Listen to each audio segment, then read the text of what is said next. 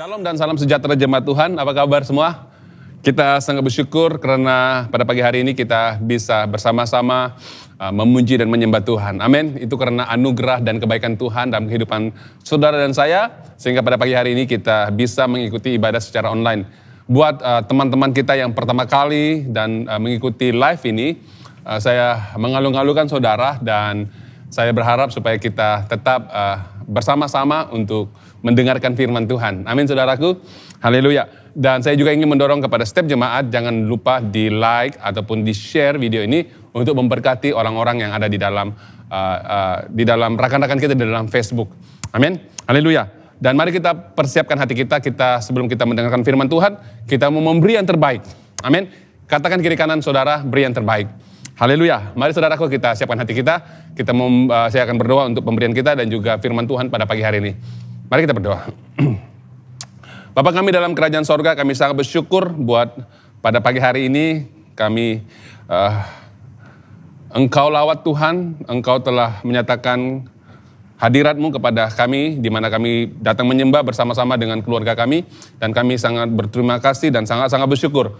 Terima kasih Bapak, kami juga mau kami ingin memberi kepada Engkau pada pagi hari ini, biarlah pemberian itu datang dari hati kami Tuhan, dan memberi yang terbaik di dalam kerajaan. Terima kasih Bapak, dan kami juga mau mempersiapkan hati kami untuk mendengarkan perkataan firman-Mu, supaya kami bisa dibangunkan, dan firman itu bisa berbuah di dalam kehidupan kami, dan kami bisa menyatakan kemuliaan Tuhan dalam kehidupan kami. Terima kasih Bapak, terima kasih Tuhan. Kami serahkan setiap kami, pemberian kami, dan juga firman Tuhan yang kami akan dengar sebentar. Di dalam nama Bapa, Anak, dan Roh Kudus, kami sudah berdoa dan mengucap syukur. Haleluya, semua yang percaya katakan, amin. Haleluya, puji Tuhan. Mari saudaraku kita terus saja mendengarkan firman Tuhan pada pagi hari ini. Hari ini kita belajar bagaimana hidup layak di hadapan Tuhan lewat panggilan Tuhan dengan menghasilkan buah. Amin. Ya, dan ini sangat penting saudaraku. Oke, setelah kita diselamatkan, persoalannya bagaimana saya dan saudara menjalankan keluar kehidupan yang telah diselamatkan oleh Tuhan. Amin. Yaitu dengan hidup layak lewat panggilan Tuhan dan ada hasilnya, yaitu kita menghasilkan buah. Dan ini sangat penting saudaraku, di mana kita perlu menghasilkan buah dengan cara menangani keinginan dunia, keinginan hawa nafsu yang mengikat kita sehingga kita tidak bisa menghasilkan buah keselamatan, buah kebenaran, buah daripada perkataan firman Tuhan yang tertanam dalam kehidupan kita. Dan mari saya bacakan terus di dalam Lukas pasal yang ketiga, ayat yang ke-7 hingga yang ke-9. Saya akan bacakan saudaraku. Lalu ia berkata kepada orang banyak yang datang kepadanya untuk dibaptis, katanya, "Hai kamu keturunan ular beludak, siapakah yang mengatakan kepada kamu melarikan diri dari murka yang akan datang? Jadi hasilkanlah buah-buah yang sesuai dengan pertobatan. Dan janganlah berpikir dalam hatimu, Abraham adalah bapa kami. Karena aku berkata kepadamu, Allah dapat menjadikan anak-anak bagi Abraham dari batu-batu ini.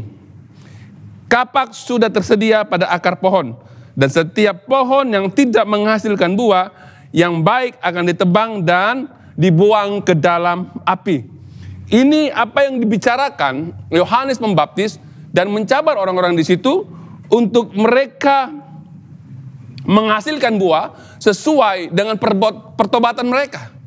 Makanya dia mengatakan kepada orang-orang di situ, "Hai kamu keturunan ular beludak, siapakah yang mengatakan kepadamu kamu bisa dapat melarikan diri dari murka Allah?" Maksudnya saudaraku, Yohanes Pembaptis mendorong mereka untuk bukan saja mengakui dosa-dosa mereka, bertobat dari dosa-dosa mereka, dari kesalahan mereka, tetapi mereka harus mengerjakan keluar pertobatan itu, keselamatan itu dengan menghasilkan buah. Saudaraku yang seiman dalam Tuhan, kita tahu juga apabila kita datang di hadapan Kristus, kita datang menyembah Dia, kita datang karena kita adalah orang-orang yang telah diselamatkan, orang-orang yang telah bertobat, dan kita tahu bahwa kita berpaling dari dosa dan mengaku Yesus sebagai Tuhan dan Juru Selamat kita. Sebagai hasil daripada keputusan yang kita ambil ini, kita datang kepada Tuhan. Kita perlu menghasilkan buah. Ini yang Yohanes Pembaptis katakan kepada orang-orang itu. Di mana jika mereka benar-benar telah bertobat, sesungguhnya di manakah buah hasil perbuatan kamu? Kata Yohanes Pembaptis, kamu perlu menghasilkan buah pertobatan. Supaya mereka tidak menjadi alasan bahwa Abraham itu bapak kami. Sudah pasti kami adalah anak-anak Allah, anak-anak Abraham. Maka Yohanes Pembaptis katakan, mana buahnya? Amin. Mana buahnya? Mungkin kamu katakan bahwa saya orang Kristen, saya telah mengakui Yesus sebagai Tuhan dan Juru Selamat, saya dibaptis, saya sudah datang ke gereja begitu lama. Dan saya ingin bertanya kepada saudara, mana buahnya? Mana buktinya yang saudara adalah orang-orang yang telah diselamatkan dan saudara adalah orang yang bertobat? Mungkin saudara sudah mengenal Yesus begitu lama, tetapi Anda tidak menjalankan keluar keselamatan itu. Tidak, kita tidak melihat buah-buah pertobatan yang ada di sana. Saudaraku, ini dia. Sama seperti kita ketika Yesus datang buat kali kedua, dia datang dan kita tahu bahwa dia datang dalam kemuliaannya, di dalam api yang bernyala-nyala dengan tujuan bahwa kedatangan juga selain kita, dia datang untuk kita bisa kagumi dan memuji dia, dan dia menyatakan kita sebagai anaknya dan memuliakan dan kita dimuliakan dan menyatakan kemuliaannya dalam kehidupan kita sebagai anak-anak Allah. Dan kedatangan juga itu adalah kedatangan untuk menghakimi. Ketika itu terjadi, pada saat apa yang terjadi ini, adakah kita mengakui di hadapan Tuhan bahwa kita adalah orang Kristen? Saya pasti bahwa semua orang mengaku bahwa kita adalah orang yang percaya kepada Tuhan. Tetapi saudaraku, ingat, bukan apa yang kamu nyatakan keluar, tetapi perbuatan yang kamu kerjakan keluar, itu yang akan dihakimi oleh Tuhan. Adakah kita benar-benar menjalankan keluar buah-buah pertobatan? Karena Tuhan akan menghakimi setiap perbuatan kita. Saudara yang seiman dalam Tuhan, kalau kita baca dalam 2 Tesalonika pasal yang ke-11, dengar baik-baik. Karena itu kami sentiasa berdoa juga untuk kamu, supaya Allah kita menganggap kamu layak bagi panggilannya, dan dengan kekuatannya menyempurnakan kehendakmu untuk berbuat baik dan menyempurnakan segala pekerjaan imanmu. Sehingga nama Tuhan, nama Yesus Tuhan kita dimuliakan di dalam kamu dan kamu di dalam Dia menurut kasih karunia Allah dan Tuhan Yesus Kristus. Saudaraku, kalau kita baca ayat ini, ya di mana Paulus menyentuh tentang kedatangan Yesus pada kali yang kedua, di mana dia mau supaya setiap kita benar-benar hidup di dalam Tuhan dan Tuhan hidup di dalam kita. Di mana Paulus berkatakan, aku berdoa untuk orang-orang Kristen agar segala kehendak mereka untuk berbuat baik bisa menghasilkan buah. Makanya saudaraku, di dalam Tesalonika ini Paulus benar-benar berdoa untuk jemaat di sana supaya mereka bisa menyempurnakan segala pekerjaan iman mereka, sehingga nama Yesus dimuliakan. Ini dia saudaraku. Adakah kita mengerjakan keluar keselamatan kita, pertobatan, buah pertobatan itu, sehingga ia memuliakan Tuhan? Adakah setelah kita bertobat, setelah kita menerima keselamatan, adakah Yesus, adakah Allah kita itu hidup di dalam kita? Atau kita hidup di dalam Tuhan?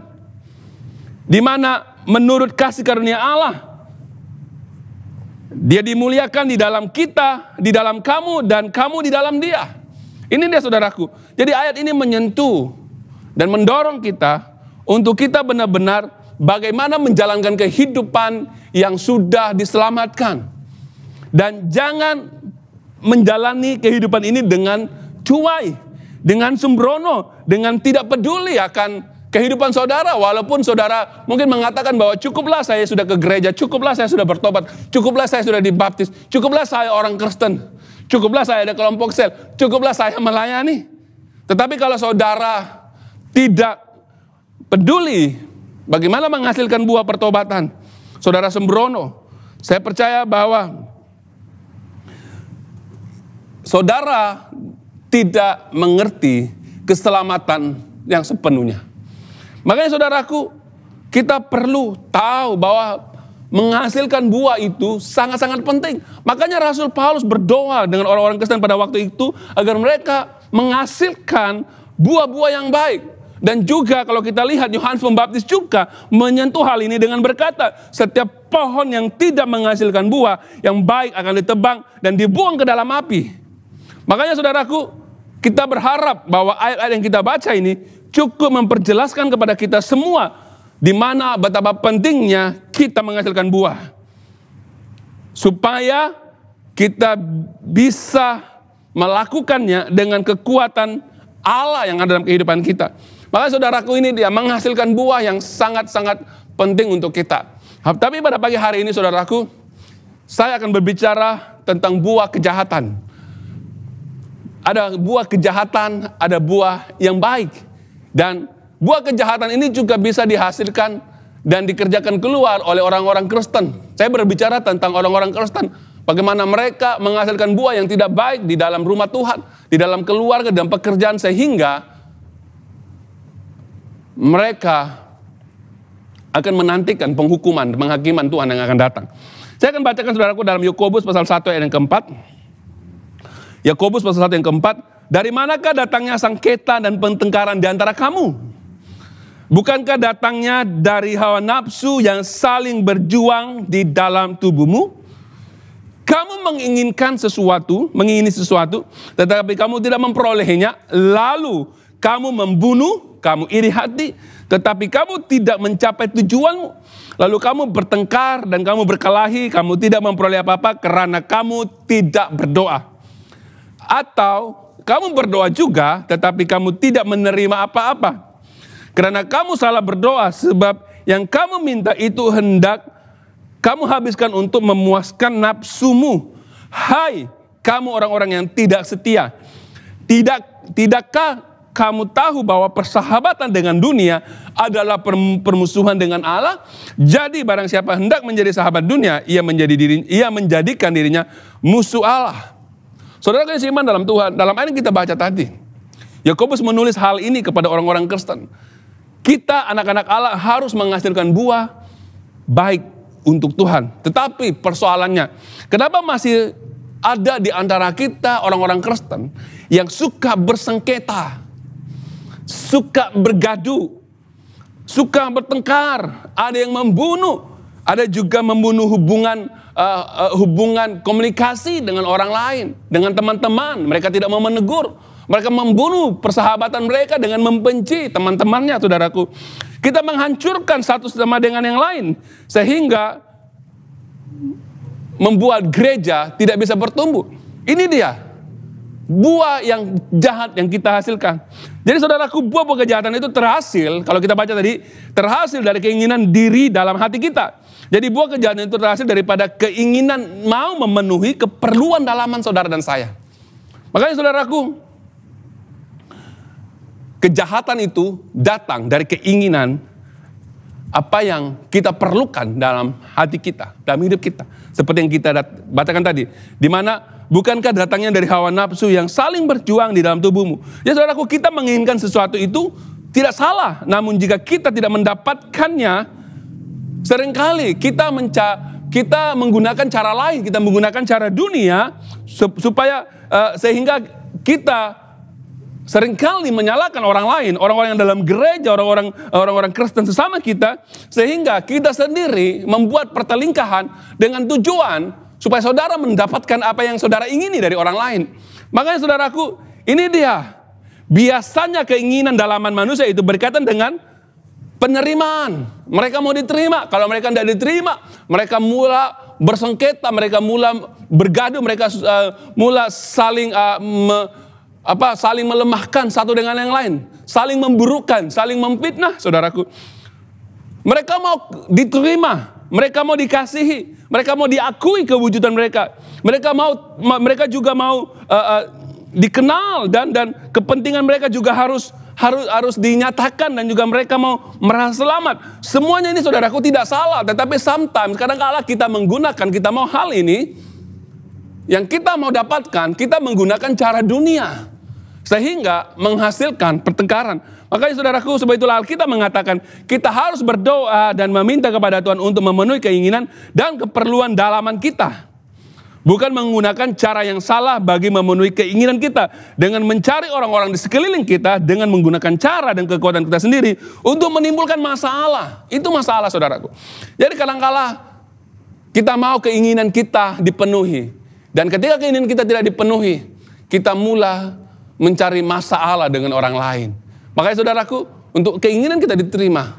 Datanglah kepada Tuhan, berdoalah kepada Tuhan. Supaya apa yang menjadi keinginanmu itu dapat dipenuhi. Tetapi keinginan itu bukan untuk kepentingan diri kita, tetapi untuk membangun dan membawa berkat kepada orang lain.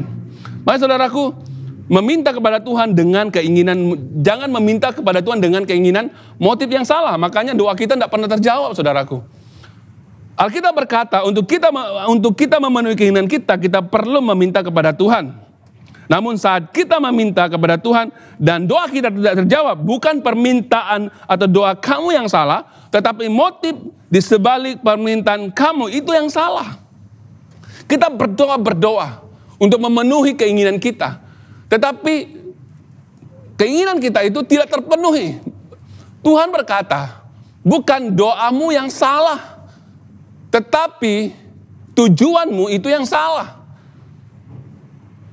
Permintaanmu itu yang salah, saudaraku.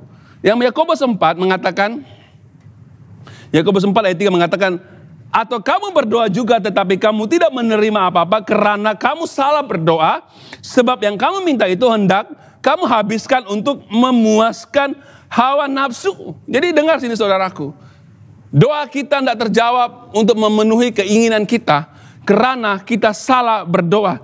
Karena ada keinginan yang salah dalam hati kita. Motif hati kita salah. Sehingga permintaan kita yang kita naikkan di hadapan Tuhan itu adalah untuk kesenangan diri sendiri. Atas dasar untuk kepentingan kita. Sebab itu saat kita meminta dengan motif yang salah, maka doa kita tidak pernah terjawab, saudaraku. Makanya saudaraku yang seiman dalam Tuhan, ini dia hasil buah yang jahat yang kita kerjakan keluar. Buah yang jahat terhasil juga apabila kita sudah menjadi orang Kristen, tetapi kita lebih suka bersahabat dengan dunia. Kita tidak setia. Maka Tuhan katakan orang yang bersahabat dengan dunia adalah musuh Allah. Ini dia, kita menghasilkan buah yang jahat di hadapan Tuhan. Kita bacakan dalam Yakobus tadi ayat seterusnya. Hai kamu orang-orang yang tidak setia, tidakkah kamu tahu bahwa persahabatan dengan dunia adalah permusuhan dengan Allah? Jadi barang siapa hendak menjadi sahabat dunia ini, ia menjadikan dirinya musuh Allah. Saudaraku yang seiman dalam Tuhan, kita boleh lihat saat ini dalam gereja, dalam kalangan jemaat, bagaimana buah-buah kejahatan itu terhasil daripada kalangan kita. Mereka adalah orang-orang yang mengasihi Tuhan. Kita semua adalah orang-orang yang mengasihi Tuhan.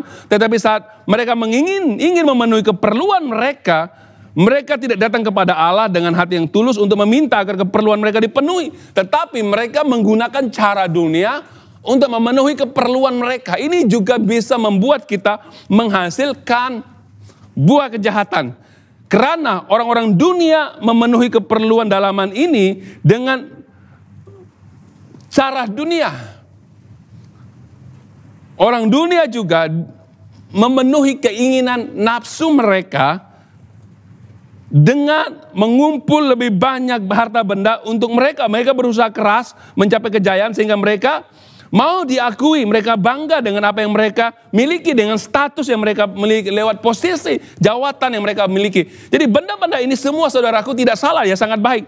Dan bukan suatu yang salah, tetapi ketika kita menggunakan hal-hal duniawi untuk memuaskan keperluan dalaman kita, itu yang salah. Tidak salah kita memiliki hal-hal dunia seperti harta benda, keuangan, dan segala macam. Tetapi kalau itu untuk memuaskan keinginan dagingmu, itu yang salah, saudaraku. Makanya orang-orang dunia menggunakan cara apapun untuk mendapatkan semua keinginan hati mereka. Jadi kita gunakan cara dunia untuk memuaskan keinginan kedagingan kita, keinginan kenawan nafsu kita. Sehingga setiap perbuatan kita itu menghasilkan hal-hal yang jahat di mata Tuhan. Dan firman Tuhan mengatakan tadi bahwa orang yang bersahabat dengan dunia menjadi musuh dengan Allah. Makanya saudaraku yang di dalam Tuhan, orang-orang Kristen yang berada dalam gereja, mereka menggunakan cara ini. Makanya kita perlu perhatikan cara hidup kita supaya kita tidak menggunakan cara dunia untuk memuaskan keinginan kita. Maka saudaraku yang seiman dalam Tuhan, orang-orang dunia sentiasa memiliki motif hati yang salah di dalam hatinya. Saya berbicara kepada kita orang-orang Kristen. Orang-orang Kristen dalam gereja, ada juga orang-orang yang rohani, ada juga orang-orang yang duniawi. Walaupun kita tahu dia setia datang ke gereja. Makanya saudaraku, perhatikan tindakan kita, cara kita bercakap, cara kita menyelesaikan masalah, cara kita memenuhi keinginan kita. Adakah kita menggunakan cara dunia atau kita datang kepada Tuhan, memohon kepada Tuhan? Makanya saudaraku, orang-orang dunia sentiasa memiliki motif hati yang salah dalam hatinya. Jangan kita berpikir bahwa saya adalah orang yang percaya kepada Yesus, saya mengasihi Tuhan. Tetapi Alkitab berbicara apakah yang sebenar-benarnya di dalam motif hati kita. Mengapa kita suka menimbulkan pertengkaran? Mungkin kamu katakan saya orang Kristen, saya sudah lama dalam gereja. Tetapi kenapa kita suka menimbulkan pertengkaran di kalangan kita? Mengapa kita suka menyerang sesama sendiri? Mengapa kita suka menyebarkan fitnah tentang saudara kita ataupun kepada gembala, pemimpin dan orang-orang yang ada di sekitar kita? Kenapa kita selalu merungut-rungut dan bersungut-sungut? Bukankah itu orang-orang dunia, saudaraku? Bukankah kita sedang menghasilkan buah yang jahat di mata Tuhan? Walaupun saudara adalah orang-orang Kristen. Makanya saudaraku, Alkitab berbicara apakah yang sebenarnya di dalam motif hatimu. Makanya saudaraku yang seiman dalam Tuhan, ini dia Alkitab mengatakan, ketika kamu menjadi sahabat kepada dunia, kamu adalah musuh kepada Allah. Kamu sedang bertindak menentang Tuhan. Dan orang-orang yang dikatakan dalam Alkitab ini, yaitu adalah orang-orang Kristen. Makanya saudaraku, dalam kehidupan kita, kita perlu memperhatikan, adakah kita adalah orang-orang Kristen yang telah menerima keselamatan dan kita mengeluarkan ataupun menghasilkan buah yang baik atau buah yang jahat. Saudaraku yang seiman dalam Tuhan, ini dia orang-orang dunia itu, orang-orang Kristen yang duniawi. Lebih mudah dipahami, orang-orang Kristen yang duniawi, mereka itu berzina secara rohani. Apa itu saudaraku? Perzinahan secara rohani adalah di mana hati kita ingin memenuhi keinginan kedagingan kita dan mau memuaskan keperluan dalaman kita dengan cara-cara manusiawi ataupun cara-cara duniawi. Ini dia perzinahan secara rohani. Kita mau memenuhi keinginan kedagingan kita untuk keperluan dalaman kita secara duniawi. Saya akan bacakan dalam Yakobus 4 ayat yang ketiga. Atau kamu berdoa juga tetapi kamu tidak menerima apa-apa karena kamu salah berdoa. Sebab yang kamu minta itu hendak kamu habiskan untuk memuaskan hawa nafsumu. Ini dia saudaraku. Ini hal yang luar biasa. Berzina secara rohani. Mungkin sering kali kita sebagai orang Kristen, ketika kita melihat orang yang jatuh dalam dosa perzinahan, kita merasa jijik karena apa yang mereka lakukan. Jika kita melakukan perzinahan secara rohani, ia menjadikan kita musuh dengan Allah. Maksudnya, kita memuaskan keinginan kita. Berzina secara rohani itu memuaskan kedagingan kita. Memuaskan keinginan kita lebih dari Tuhan. Dan dalaman kita ini dipuaskan oleh dunia, keduniawian, sehingga kita menjadi musuh dengan Allah. Walaupun kita tidak berzina secara fisikal, tetapi saudara dan saya telah berdosa di dalam kerohanian kita. Karena kita mau Tuhan memenuhi, kita mau dunia memenuhi kebutuhan kita. Kerohanian kita dipenuhi oleh dunia sehingga kita menghasilkan buah-buah yang jahat. Jadi saudaraku, jangan menyangka kita sudah mengasihi Tuhan. Kita sudah melayani Tuhan. Apa yang kita lakukan itu sungguh baik. Tetapi kalau kita dengar apa yang dikatakan Yohanes, jangan kamu mengaku kamu adalah anak-anak Abraham, tetapi tunjukkanlah dengan buah-buah yang kamu hasilkan. Saudara yang seiman dalam Tuhan, ini dia. Kita mungkin sedang terlibat di dalam pelayanan mungkin saat ini. Kita menjadi orang-orang yang melayani Tuhan. Tetapi saudara juga adalah orang-orang yang suka bertengkar, suka melihat perpecahan. Dan saudara juga melakukan hal yang salah dengan motif yang salah. Mereka lakukan hal yang salah untuk kepentingan diri sendiri. Saudara suka membuat orang lain saling bertengkar karena mulut kita suka berbicara yang salah, yang tidak benar. Sehingga adanya pertelingkahan di dalam rumah Tuhan. Makanya saudaraku, orang yang berzina secara rohani hanya adalah orang-orang yang memuaskan keinginan kedagingannya untuk motif yang salah. Sehingga hasil buah yang dihasilkan adalah buah yang salah. Makanya saudaraku yang seiman dalam Tuhan, motif yang salah seringkali adalah motif yang tercampur aduk.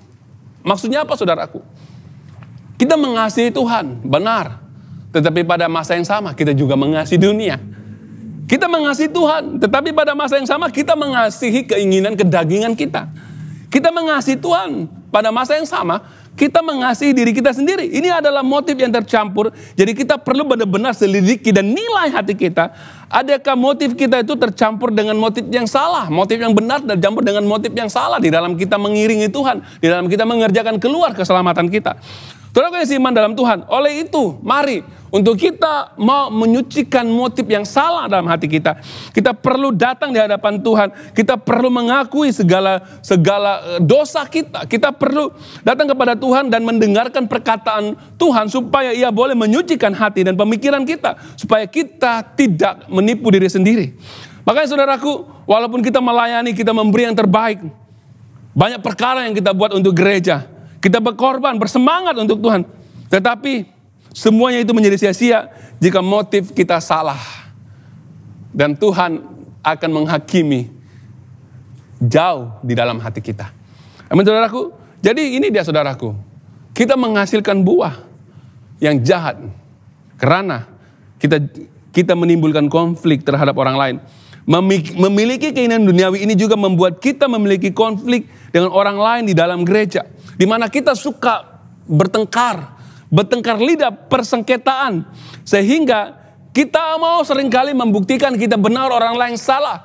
Kalau orang katakan kita salah, kita berusaha cari orang lain untuk membuktikan kita benar. Walaupun kita salah, ini dia orang yang sentiasa memberikan konflik kepada orang lain dalam gereja.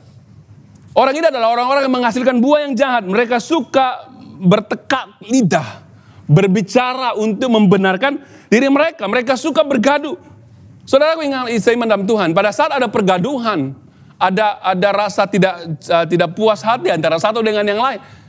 Saya ingin memberitahu bahwa di situ iblis sedang bekerja di tengah-tengah saudara dan saya. Makanya saudaraku, kita adalah orang-orang yang menjadi sasaran iblis ketika kita mula mengeluarkan hal yang tidak puas hati dan membenarkan diri kita. Makanya saudaraku, ini akan memberikan kesan kepada tindakan kita. Mungkin kita akan membunuh orang lain, mungkin secara fisik, ataupun kita membunuh mereka secara persahabatan, secara emosional. Kita tidak mau kita tidak mau mengampuni mereka, kita membenci mereka, saudaraku. Jadi orang-orang ini dia sanggup melakukan apa saja untuk membenarkan diri mereka. Ini karena adanya kepahitan dalam diri kita. Makanya saudaraku yang seiman dalam Tuhan, membunuh hubungan sesama itu juga membunuh. Tidak mengampuni orang lain juga itu membunuh, saudaraku. Kamu tidak menegur, kamu membunuh perasaan orang lain dengan tindakan yang salah yang saudara kerjakan keluar. Makanya saudaraku, semuanya itu Tuhan akan menghakimi kita melalui buah yang saudara hasilkan. Makanya saudaraku, janganlah kita ingin memenuhi keperluan dalaman kita, sehingga kita mau membenarkan diri kita, sehingga kalau tidak tercapai, kita mengadakan pertengkaran, kita mau bergaduh dan kita saling adanya percekcokan antara satu dengan lain. Maksudnya kita suka berbicara yang tidak baik kepada orang, bertekak lidah, pertengkar. Makanya saudara yang seiman dalam Tuhan, ini membuat tindakan kita, apa yang kita hasilkan itu bukan buah yang baik. Walaupun saudara sudah lama di gereja, walaupun saudara melayani Tuhan, walaupun saudara melakukan banyak apa yang saudara kerjakan dalam gereja memberikan tenaga, kalau saudara tidak bertobat dan hanya mau memuaskan keinginan dagingmu, maka setiap tindakan yang saudara kerjakan keluar itu adalah buah yang jahat. Amin saudaraku, mari kita perhatikan. Ingat bahwa Tuhan akan menghakimi kita melalui buah yang kita hasilkan. Saya akan bacakan 2 Petrus pasal yang kedua, ayat yang ke-9 hingga yang ke-10. Maka nyata bahwa Tuhan tahu menyelamatkan orang-orang yang saleh dari pencobaan. dan tahu menyimpan orang-orang yang jahat untuk disiksa pada hari penghakiman. Terutamanya orang yang menuruti hawa nafsunya karena ingin mencemarkan diri dan yang menghina pemerintahan Allah. Mereka begitu berani dan angkuh sehingga tidak segan-segan menghujat kemuliaan. Makanya saudaraku, orang seperti ini adalah orang-orang yang disimpan oleh Tuhan untuk dihakimi. Mereka adalah orang-orang yang memuaskan keinginan nafsunya dengan cara dunia. Dengan berbagai hal untuk membenarkan diri mereka. Dan mereka juga adalah orang-orang yang menghina pemerintahan Tuhan di dalam gereja. Dan mereka juga berani dan tidak segan-segan menghujat kemuliaan. Makanya saudaraku, Tuhan akan menghakimi orang-orang jahat. Siapakah mereka? Mereka adalah umat yang menghina otoritas Tuhan. Mereka tidak menghormati kedudukan otoritas yang Tuhan telah tetapkan. Orang begini tidak menghormati dan tidak mengakui otoritas yang Tuhan telah tetapkan di dalam gereja. Mereka menghina pemimpin. Mereka menghina otoritas yang Tuhan telah tetapkan, struktur yang ada dalam gereja yang telah ditetapkan oleh Tuhan. Mereka ini tidak akan berkata, saya tidak menyerang Tuhan, saya tidak membawa masalah kepada Tuhan. Saya mengasihi Tuhan. Tetapi pada masa yang sama, saudara menghina dan merendahkan otoritas yang Tuhan telah letakkan dalam gereja.